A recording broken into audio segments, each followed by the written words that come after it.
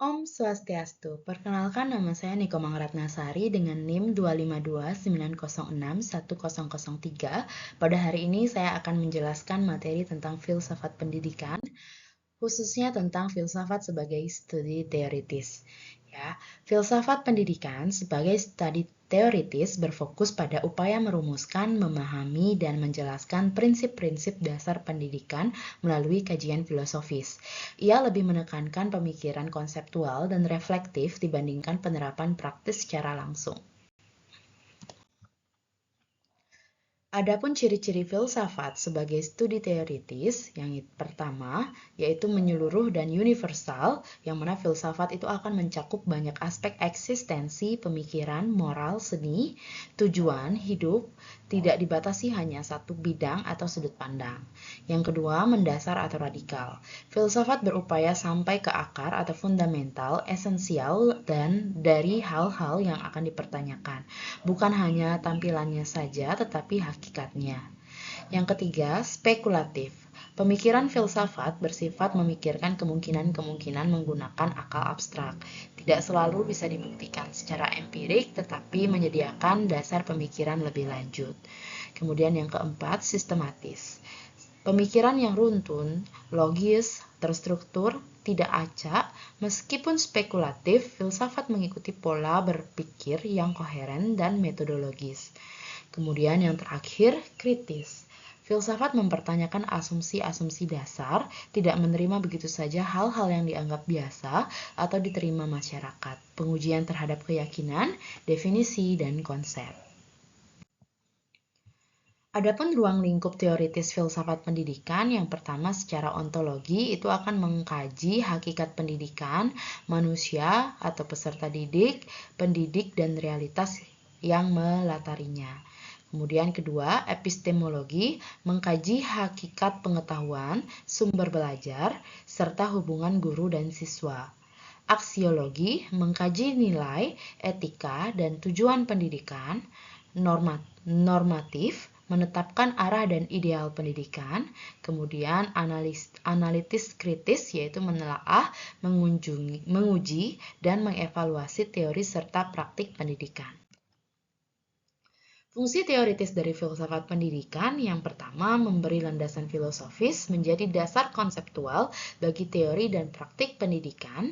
Kemudian yang kedua, kritis dan reflektif, menguji kembali asumsi, tujuan, dan metode pendidikan. Kemudian yang ketiga, inspiratif, melahirkan pemikiran baru tentang hakikat dan tujuan pendidikan. Keempat, integratif, menghubungkan pendidikan dengan disiplin ilmu lain seperti psikologi, sosiologi, ekonomi, dan budaya. Kemudian yang terakhir, normatif, yaitu memberi arah tentang apa yang seharusnya menjadi tujuan pendidikan. Penerapan aliran filsafat dalam praktik pendidikan. Yang pertama, aliran idealisme dari Plato, Hegel, yang mana pendidikan itu menekankan ide dan moral. Realisme dari Aristoteles, Thomas Aquinas, yang mana pendidikan itu menekankan realitas objektif. Kemudian yang ketiga, pragmatis dari John Dewey, yang mana pendidikan sebagai pengalaman hidup dan pemecahan masalah. Kemudian eksistensi by Jean-Paul Sartre, Kierkegaard, yang mana pendidikan itu memberikan kebebasan dan tanggung jawab pribadi. Filsafat sebagai studi praktis. Filsafat pendidikan sebagai studi praktis adalah cabang filsafat pendidikan yang berfokus pada aplikasi pemikiran filosofis dalam dunia nyata pendidikan. Jika studi teoritis membahas tentang konsep, asas, dan prinsip dasar, maka studi praktis berhubungan langsung dengan bagaimana filsafat membimbing tindakan pendidikan, baik itu di sekolah, keluarga, maupun masyarakat. Ciri-ciri studi praktis, yang pertama normatif dan aplikatif, yaitu menuntun kebijakan kurikulum dan strategi pembelajaran. Kedua, konstekstual, menjawab persoalan nyata pendidik dalam masyarakat. Problem solving, filsafat dipakai sebagai pendekatan yang memecahkan masalah.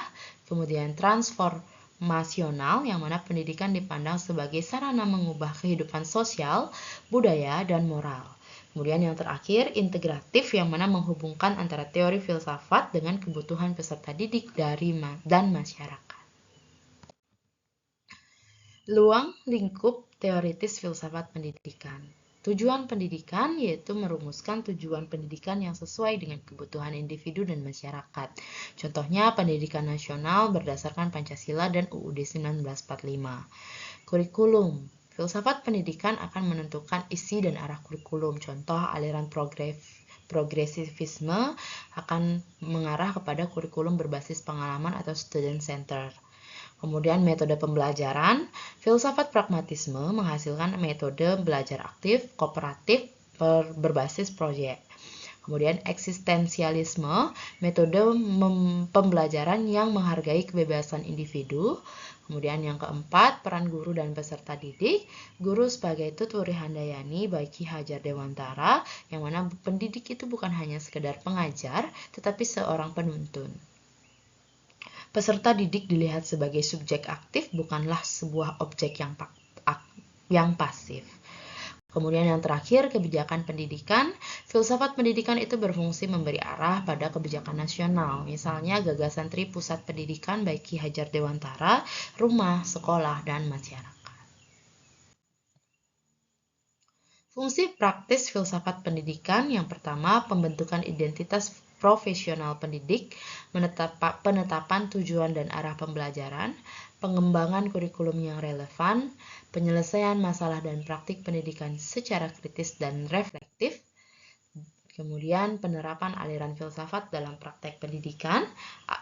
Untuk aliran pragmatis by John Dewey, penerapan praktis dalam pendidikannya adalah learning by doing, pembelajaran berbasis pengalaman, kurikulum yang fleksibel, eksistensialisme by Kierkegaard Sartre, yang mana pendidikan menghargai kebebasan individu, personalisasi pembelajaran, kemudian perennialisme, kurikulum itu berbasis buku-buku besar, penekanan pada moral universal, rekonstruksionisme, pendidikan sebagai sarana perubahan sosial, kurikulum responsif isu sosial, dan progresivisme by Dewey, pembelajaran berpusat pada siswa, berbasis masalah dan demokratis.